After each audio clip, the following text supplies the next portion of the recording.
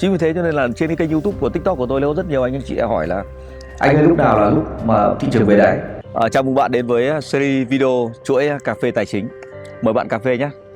Và hôm nay thì cái chủ đề mà được rất là nhiều anh chị em nhà đầu tư, các chủ doanh nghiệp và hầu hết chúng ta đang rất là quan tâm. Nó không chỉ bây giờ mà trong suốt một vài năm gần đây.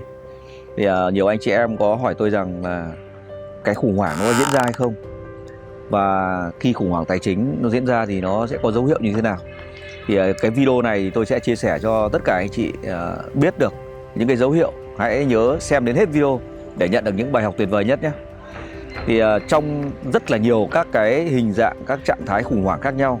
Thì có cái thì khủng hoảng liên quan đến y tế này, có cái khủng hoảng địa chính trị này, có cái khủng hoảng đến từ thiên tai như là động đất, sóng thần vân vân. Và trong đó có khủng hoảng tồi tệ nhất, khủng hoảng ác liệt nhất đến ảnh hưởng đến trực tiếp đời sống của tất cả chúng ta ngồi đây. Đó là ảnh hưởng thị trường tài chính, khủng hoảng tài chính. Thế vậy là cái dấu hiệu nào để nhìn ra được thị trường có bước vào cái giai đoạn khủng hoảng? Thì bình thường là một cái thị trường phát triển bình thường, tăng trưởng đều đặn, tăng trưởng tài sản bình thường thì nó rất là ngon đúng không? Nó rất là tuyệt vời đúng không ạ? Nhưng đến một cái ngưỡng nào đấy nó sẽ bị bong bóng tài sản. Đến một lúc nào đấy không thể nào tăng mãi giá lên được nữa. Và đến lúc đó nó sẽ có một cái gì đấy tác động lên thị trường để cho kiềm chế lại cái sự tăng trưởng nóng. Thì đó chính là như giai đoạn gần đây, đó là lãi suất tăng. Thế vậy là cái dấu hiệu mà để cho ai trong tất cả chúng ta cũng có thể nhận diện được. Không nói gì anh em mình chuyên nghiệp ngồi đây nhé. Anh em mình là làm chuyên nghiệp thì mới biết được lãi suất nó tăng thế này, lãi suất nó tăng thế kia, và bên trong nội hàm nó thì nó ảnh hưởng đến cái gì. Nhưng là người bình thường, là người dân bình thường, chúng ta ít quan tâm đến những cái thông tin đấy. Thì làm thế nào để biết được? Thì cái series video này sẽ dành cho tất cả chúng ta là như vậy. Thì cái dấu hiệu đơn giản nhất để cho ai chúng ta trong số chúng ta cũng có thể nhận biết được, đó chính là tiền. Tự nhiên ở cái giai đoạn trước thì dòng tiền mặt ở ngoài thị trường nó rất là lớn. Và đột ngột đến một cái giai đoạn nào đấy thì cái lượng tiền mặt ở trên thị trường nó không còn nhiều như vậy nữa. Chúng ta đi mua sắm thấy hàng quán ít người mua, chúng ta kinh doanh thấy ế ẩm, chúng ta sản xuất thì hàng bị tồn kho, doanh thu thì sụt giảm, lợi nhuận thì tụt mạnh. Có thể có những doanh nghiệp là chạm đến điểm hòa vốn hoặc thậm chí là còn tăng trưởng âm. Thế vậy là cái dấu hiệu khủng hoảng ở đây là gì? Là tiền không biết là nó chạy đi đâu hết. Không biết tiền nó chạy đi đâu hết.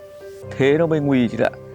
Bình thường như khi lúc thị trường sôi động, thị trường bất động sản sôi động, thị trường chứng khoán sôi động và các cái doanh nghiệp làm ăn thịnh vượng thì thấy là sức mua, sức chi rất là dồi dào, đúng không ạ? Khách hàng, người dân thì đưa ra quyết định mua sắm nó rất là nhanh chóng. Và trước kỳ khủng hoảng xảy đến là không hiểu tiền nó đi đâu hết. Không hiểu tiền nó đi đâu hết anh em. Và lúc đấy là mọi thứ gần như là nó đình trệ lại. Thế vậy là trong kinh tế thì tiền nó gần như là máu trong cơ thể chúng ta.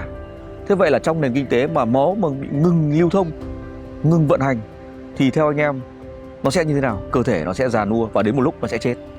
Doanh nghiệp, tổ chức tài chính nó cũng tương tự như vậy. Thế vậy là cái dấu hiệu đơn giản nhất để chúng ta nhận diện ra cái khủng hoảng đó là gì? Là cái dòng tiền không biết, là cái lượng tiền mặt nó không biết đi đâu hết. Để biết được những cái thứ sâu xa đấy thì chúng ta sẽ xem ở những cái video kế tiếp. Thế vậy là khi mà khủng hoảng xảy đến thì ai sẽ là người bị ảnh hưởng? Thì chắc chắn rồi, cuối cùng của cuối cùng đó là chúng ta. Đó là những người dân, đó là những người tiêu dùng, đó là tất cả chúng ta. Đó là 5 tỷ người trên hành tinh này, đúng không ạ? Thế vậy là để ảnh hưởng đến như vậy thì khủng hoảng diễn ra đến như vậy thì nó là đầu tiên là tác động trực tiếp đến doanh nghiệp.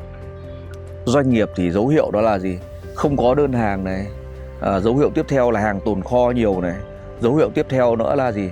Là thất nghiệp bắt đầu có biểu hiện này. Các tập đoàn lớn, các doanh nghiệp lớn bắt đầu cắt giảm nhân sự này. Tiếp tục nữa là bắt đầu là ảnh hưởng thị trường lao động này, việc làm mới tạo ra ít này.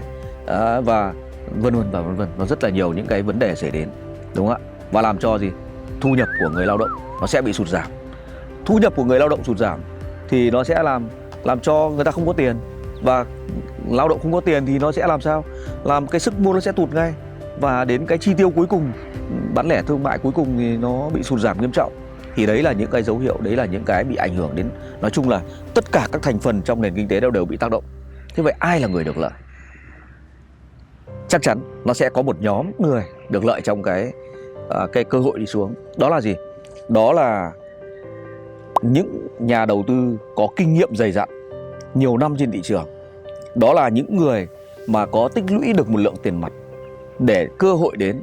Những cái giai đoạn khủng hoảng bản chất nó là sinh ra là để gì? Phân chia lại tài sản trên cái thế giới này. Và lúc đó những nhà đầu tư thông minh, những nhà đầu tư lão luyện, những nhà đầu tư nhiều kinh nghiệm, người ta trước đó người ta đã tích trữ được một lượng tiền mặt.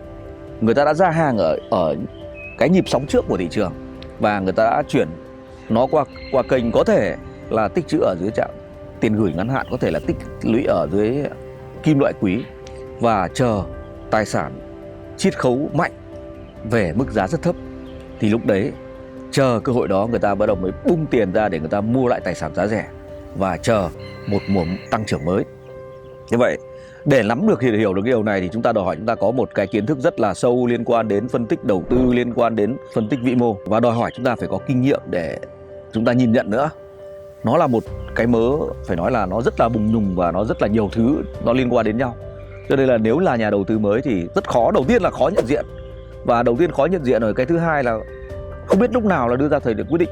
Chính vì thế cho nên là trên cái kênh YouTube của TikTok của tôi có rất nhiều anh chị hỏi là anh ơi, lúc nào là lúc mà thị trường về đáy? Đấy, đúng không nhỉ?